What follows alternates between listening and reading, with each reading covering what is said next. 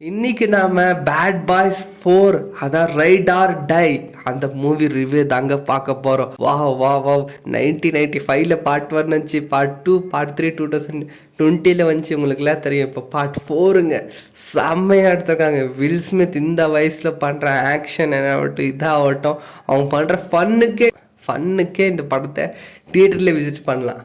இன்னும் நிறைய பேர் ஊரில் வந்து இங்கிலீஷில் ரிலீஸாக இருக்கும். இங்கிலீஷில் கூட போய் பாருங்கள், அந்த ஃபன் உங்களுக்கு அப்படியே ஃபீல் தரும்.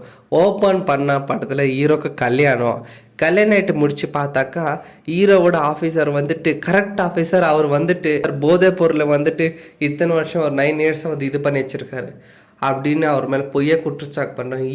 ஹீரோட ஃப்ரெண்ட்ஸ் சேர்ந்துக்கிட்டு இது எப்படி ஹீரோட ஃப்ரெண்டு ப்ளஸ் ஹீரோட பையன்.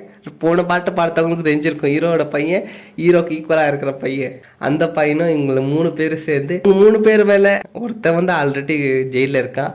இவங்க 2 பேர் மேலே என்ன ஆச்சு, நம்ம சீனியர் ஆஃபீஸில் கரெக்டாக இந்த நம்மளுக்கு என்னென்ன மாதிரி ஆகும், இது எல்லாம் தாண்டி வில் ஸ்மித்தும் அவர் ஃப்ரெண்டும் நம்மளை ஃபன்னாக சிரிக்க வச்சு அந்த ஏரோப்ளைனில் போகிற சீனு இருக்கட்டும், அதுக்கப்புறம் வந்துட்டு லாஸ்ட்டு கிளைமேக்ஸ் சீனில் அந்த க்ரொக்கடைல் சீன் கூட ஆகட்டுங்க, எல்லாத்துலேயும் ஃபன் பண்ணி வச்சுருக்காங்க. பார்ட் 5 வரத்துக்கு எத்தனை வருஷம் ஆகும் தெரில. நான் என்ன பெரிய ஃபேனுங்க பேட் பாய்ஸ்து.